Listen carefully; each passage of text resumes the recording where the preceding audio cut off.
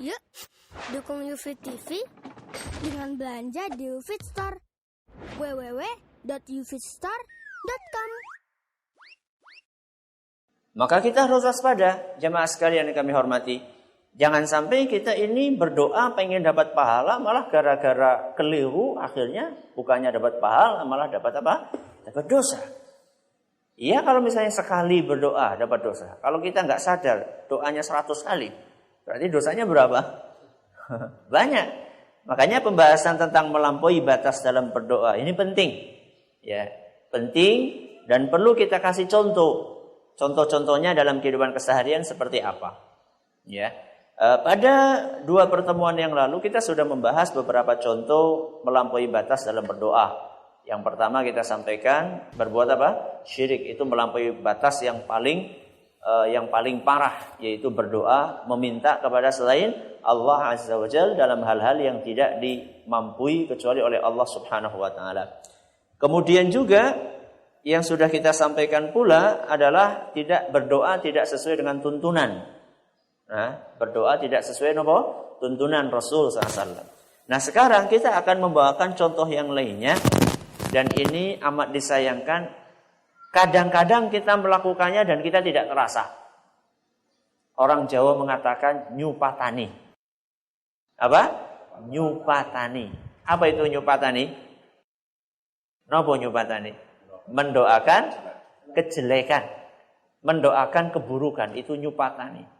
Dan itu termasuk melampaui batas dalam berdoa. Makanya contoh yang ketiga dari praktek melampaui batas dalam berdoa adalah mendoakan keburukan untuk orang yang tidak berhak. Untuk orang yang tidak berhak maksudnya orang yang tidak layak untuk mendapatkan keburukan. Contoh misalnya, kita mendoakan keburukan untuk diri sendiri. Kadang-kadang kita nggak sadar mengatakan cilaka aku. Itu kan berarti kan mendoakan supaya diri sendiri apa? Celaka. Ya. Atau mendoakan keburukan untuk keluarga, istri, anak. Ya, dan ini kadang-kadang orang tidak sadar. Ketika marah besar kepada anak, saking jengkelnya, akhirnya mendoakan keburukan buat anak. Ya. Dan ini bahaya sekali. Nanti kita akan jelaskan dalil yang melarangnya. Atau mendoakan keburukan untuk harta. Ya. Atau mendoakan keburukan untuk yang lain-lainnya. Dan ini semuanya dilarang karena termasuk perbuatan zalim yang diharamkan oleh Allah Subhanahu wa taala. Dalilnya yang melarang itu semua adalah sebuah hadis yang diriwayatkan oleh Imam Muslim di mana Nabi kita Muhammad sallallahu alaihi wasallam bersabda, "La tad'u ala anfusikum." Janganlah kalian berdoa keburukan untuk diri kalian sendiri. Jangan kalian mendoakan keburukan untuk diri kalian sendiri. Ustaz, masa ada orang mendoakan keburukan untuk diri sendiri? Tadi sudah saya kasih contoh. Ya. Gak sadar kita ngomong cilaka. Ya. Celaka 17 ya istilahnya ya. Ya. Dan seterusnya. Ya, mendoakan anak supaya celaka, mendoakan anak supaya mungkin ditabrak motor karena kita saking jengkelnya, ya. Mendoakan supaya anak mungkin ya tidak lulus ujian karena kita melihat anak ini enggak rajin, tok doakan orang lulus sisan. Akhirnya enggak lulus beneran, akhirnya kita yang menyesal. Aduh, kenapa ya kemarin saya mendoakan keburukan buat anak saya, atau istri mendoakan keburukan buat suaminya, mungkin karena jengkel ngelihat suaminya yang kurang bertanggung jawab. Atau suami mendoakan istrinya karena jengkel, istrinya ini enggak melayani dengan baik. Ya, lawang enggak melayani dengan baik kok malah didoakan keburukan. Ya tambah enggak baik. Seharusnya kalau misalnya kita melihat ada kekurangan dalam istri kita, bukan didoakan keburukan, tapi didoakan apa? Kebaikan. Ya. Begitu pula istri ketika melihat suaminya mungkin kurang baik, bukan malah didoakan keburukan. Sudah tahu tidak baik, malah didoakan keburukan. Ya tambah buruk. Seharusnya didoakan kebaikan. Ini perintah dari Nabi SAW. Kenapa? Kok tidak boleh kita mendoakan keburukan buat diri kita, buat anak-anak kita, buat harta kita. Wala tad'u ala amwalikum. Dan janganlah kalian mendoakan keburukan kepada harta kalian, rumah kita, Nah, mungkin karena saking reotnya ya, kita ngelihat rumah kita, jan kok kapan ambruk kayak ya, akhirnya ambruk beneran ya. Jadi hati-hati rumah, kendaraan ya. Kita punya kendaraan udah tua sekali, ya Allah, kapan iki bisa dirongsokaken. Nauzubillah min dzalik, akhirnya tabrakan bener-bener jadi apa? Jadi rongsok ya. Jadi hati-hati kita. Entah itu harta yang berupa kendaraan, entah itu harta yang berupa rumah, entah harta yang berupa sawah. Pokoknya jangan doakan keburukan. Kenapa? Kata Nabi SAW, la tuwafiqu minallahi sa'atan yus'alu fiha ata'un fayastajibu lakum. Kata Rasulullah SAW, karena kalian tidak tahu, bisa jadi doa kalian itu bertepatan dengan waktu yang mustajab. Jadi kita tuh kadang-kadang nggak sadar kalau ternyata saat itu adalah sore hari Jumat. Ya, kita tahu kan hari Jumat sore itu kan waktu yang mustajab. Atau kita nggak sadar kalau itu sedang turun hujan. Dan turun hujan, ketika turun hujan itu waktu yang mustajab untuk berdoa. Atau kita nggak sadar ternyata itu adalah ketika kita sedang bepergian. Ya. Atau kita nggak sadar kalau kita sedang dizalimi. Atau kita nggak sadar bahwa kita ini orang tua. Dan doanya orang tua itu makbul. Ya. Maka Nabi SAW berpesan, karena bisa jadi kalian itu berdoa bertepatan dengan waktu yang mustajab, tahu-tahu dikabulkan oleh Allah Subhanahu wa taala. Dan kalau sudah dikabulkan oleh Allah, yang ada nantinya adalah penyesalan. Ya. Nasi sudah menjadi apa? Nasi sudah menjadi bubur. Ya, yang ada adalah penyesalan. Maka kami nasihatkan kepada diri kami pribadi dan juga kepada jamaah sekalian, berhati-hatilah, jagalah lisan, jagalah tangan, jagalah perbuatan. Makanya Rasulullah SAW berpesan, idza ghadibta faskut. Kalau kalian sedang marah, emosi kalian sedang memuncak, maka diamlah. Napa? Diamlah. Diam apanya? Ya tangannya, ya mulutnya, ya kakinya. Ya, suruh diam. Kenapa? Karena biasanya kalau seorang itu sedang marah, tidak bisa mengontrol lisannya, tidak bisa mengontrol tangannya, tidak bisa mengontrol kakinya. Maka Rasulullah SAW pesan, kalau kamu lagi marah, emosimu memuncak, tahan lisan kamu, tahan tangan kamu, tahan kaki kamu, alias faskut, diam. Ya. Karena kita nggak bisa mengontrol. Dan biasanya orang mendoakan keburukan anaknya, istrinya, itu ketika lagi marah. Setelah sadar baru, ya Allah, kenapa nyong kayak gini? Kenapa tadi saya mendoakan keburukan? Tahu-tahu dikabulkan sama Allah, na'udzubillahi min dzalik. Ya, maka ini kita harus berhati-hati. Nah, di antara keburukan yang seharusnya kita hindari dalam doa kita adalah mendoakan mati. Ya, mendoakan apa? Mati, minta mati. Minta mati. Dan ini biasanya dilakukan oleh orang-orang yang ditimpa musibah berat. Entah itu musibah fisik, tubuhnya sakit parah, atau ditinggal wafat oleh orang yang dia cintai, entah itu anak, entah itu istri, entah itu orang tua, entah itu pacar, ya, ada ya. Ya, naudzubillahi min dzalik. Ya. Yang seperti ini biasanya orang yang imannya enggak kuat, dia minta untuk meninggal dunia. Dia minta supaya mati saja sudah. Wah, hidup saya terasa hampa tanpa ada dirimu. Ya sudah, kita kan pernah berjanji sehidup semati. Kamu mati ya aku ikut mati saja. Gak boleh. Ya. Jadi kalau kita ditimpa musibah, tidak boleh kita itu minta mati. Rasulullah sallallahu alaihi wasallam bersabda, la yatamannayanna ahadukumul mauta lidurrin nazala bih.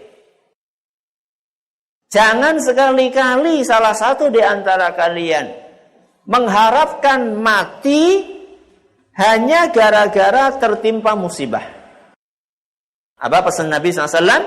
Jangan sekali-kali kalian mengharapkan mati hanya karena musibah yang menimpa kalian. Kenapa Ustaz? Kita nggak tahan ini. Dalam beberapa riwayat disebutkan karena kalian tidak tahu. Kalau dikasih umur oleh Allah Subhanahu wa taala, siapa tahu kalian ini akan semakin memperbanyak amal soleh. Atau kalian seandainya banyak dosa, siapa tahu kalian ada kesempatan untuk apa? Untuk tobat. Ya. Nah, sekarang kalau misalnya kita minta mati sama Allah Subhanahu wa taala. Pertanyaannya, apa modalnya wis cukup? Apa bekal amal soleh kita itu sudah cukup? Ya. Kok kita terlalu pede minta apa? Minta mati? Ya. Orang sudah siap lah. Ini belum siap. Atau ketika kita minta mati, dosa kita sangat banyak. Apa kita sudah sempat taubat? Ya. Maka justru dalam riwayat yang tadi saya singgung tadi ada penjelas, ya, ada penjelas kenapa kita tidak boleh Kenapa kita tidak boleh bercita-cita atau mengharapkan mati hanya karena musibah? Karena kita tidak tahu.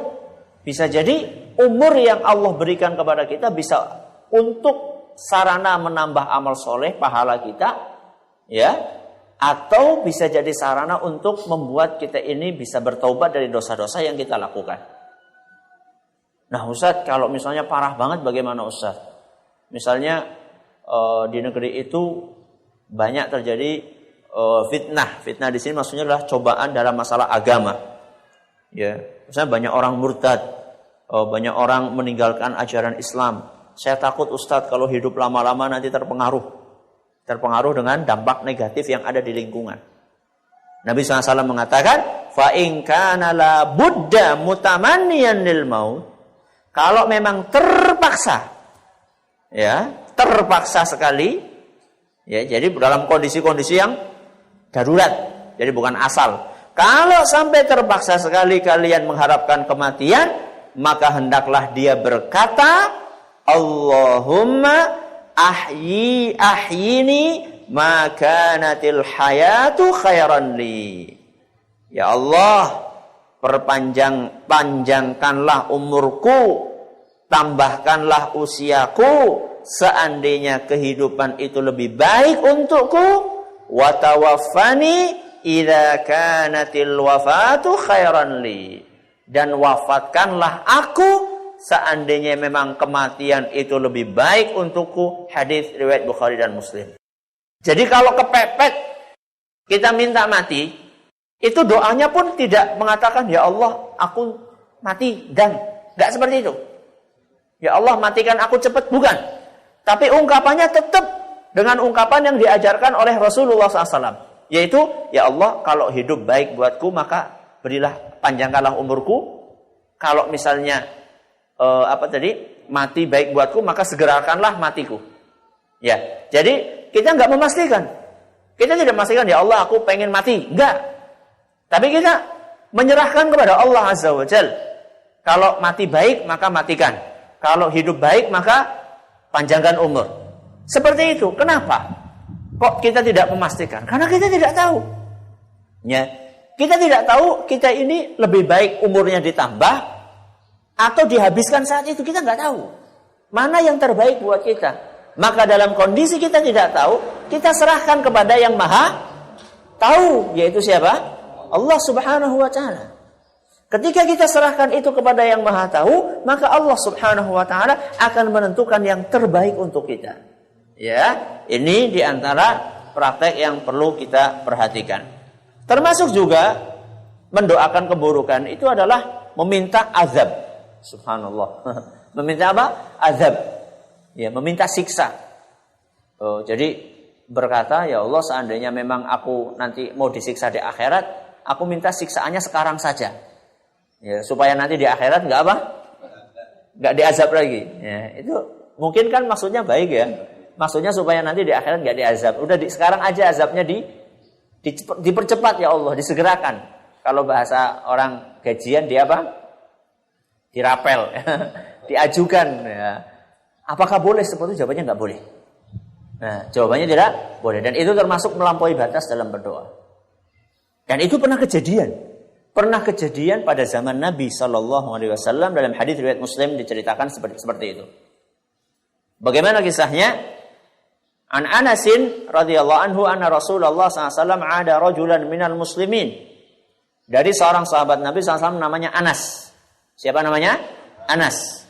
Beliau bercerita, pada suatu hari Rasulullah SAW membesuk seorang di antara sahabatnya, salah satu di antara kaum muslimin sedang sakit. Ketika ada orang sakit, Nabi SAW membesuk. Qad khafat fasara mithlal farah. Ketika Nabi SAW menjenguk, Nabi SAW melihat orang ini kurus banget. Kurus. Ya, ringkih. Kalau boleh dikatakan, tinggal kulit, tinggal apa? Tulang. Tulang apa? Berbalut kulit. Nah, hanya tinggal tulang yang dibaluti oleh kulit saja. Mithlul farhi. Kata Anas itu, kurusnya seperti anak burung. Anak burung yang baru lahir yang kurus-kurus itu kan ringkih sekali. Nabi SAW kaget ketika melihat kok ini parah banget. Ya, kok sakitnya parah banget sampai seperti ini. Maka Nabi SAW langsung terdetik di dalam hatinya, ini masih ada sesuatu yang gak benar nih. Sakit kok separah ini. Maka Nabi SAW bertanya. Faqala lahu Rasulullah SAW. Hal kunta tad'u bi syai'in aw tas'aluhu iyyah? Fulan. Jangan-jangan kemarin kamu berdoa sesuatu ya? Jangan-jangan kamu ini meminta sesuatu ya? Inilah kondisi yang aneh. Ini nggak umum kondisi seperti ini. Kamu parah banget, kurus banget, ya, ringkih banget. Jangan-jangan kamu pernah minta sesuatu ya? Maka orang itu mengatakan, "Na'am, iya wahai Rasul." Apa yang kamu minta? Kuntu aqul. Kemarin aku berdoa kepada Allah, Allahumma ma kunta mu'aqibi bihi fil akhirati fa'ajilhu li fid dunya. Kata orang itu, ya Allah, jatah azabku di akhirat tolong disegerakan di dunia. Jadi ya Allah, kalau memang aku nanti mau diazab di akhirat, sekarang saja ya Allah, di dunia saja. Padahal kira-kira maksudnya baik kan? Supaya apa tadi? Supaya nanti di akhirat gak perlu diadab lagi. Maksudnya kalau di akhirat nanti tinggal happy-happy saja, langsung masuk surga ya. Jadi kalau ada adab sekarang saja. Begitu mendengar apa yang dikatakan oleh orang ini, Rasulullah SAW langsung berkomentar, Subhanallah, la tutiquhu.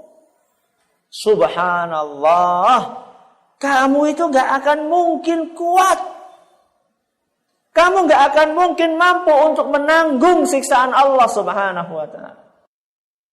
Siksaan Allah itu teramat berat. Apalagi siksaan di akhirat.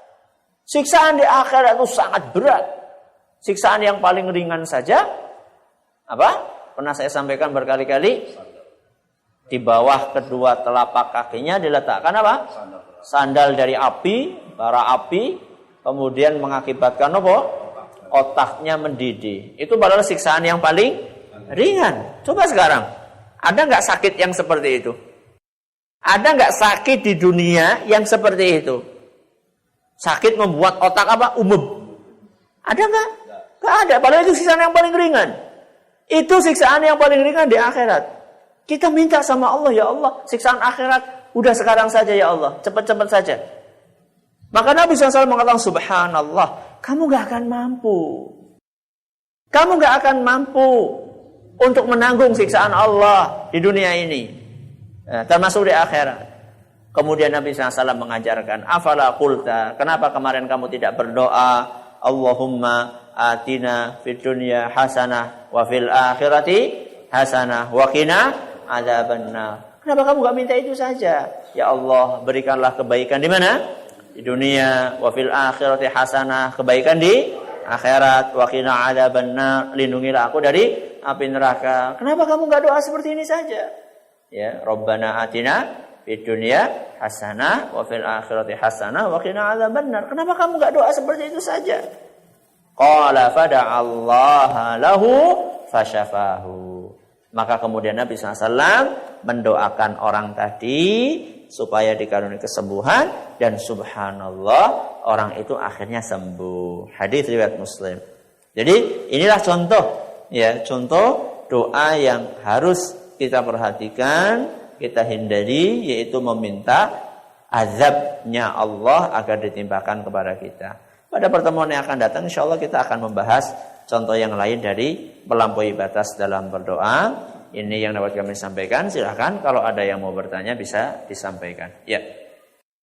Ya, terima kasih Ustaz atas penyampaian materi di kesempatan pagi yang berbahagia ini yang telah antum sampaikan dari silsilah fikih doa dan dzikir nomor 111 melampaui batas dalam berdoa bagian yang ketiga. Semoga bermanfaat dan juga menambah ilmu bagi kita semua. Baiklah, pendengar Radio Insani dan juga pendengar Radio Dakwah Islam dimanapun Anda berada, bagi Anda yang akan bertanya silakan bisa diajukan mulai sekarang di 085 600 100 880 atau di 0822 2727 8500. Baiklah Ustaz, kita langsung saja bacakan pertanyaan yang sudah masuk di kesempatan pagi yang berbahagia ini. Dari seorang istri yang bertanya, Bismillah, Assalamualaikum Ustaz. Waalaikumsalam warahmatullahi wabarakatuh. Ustaz, jika seorang istri kesal kepada suaminya dikarenakan suami sulit untuk diajak komunikasi dan juga egois dan juga kurang peduli terhadap keluarga, bagaimana sikap istri yang benar Ustaz? Dan juga terkadang terlontar dari kata-kata saya, seorang istri, doa yang tidak baik kepada suami. Mohon nasihatnya Ustaz.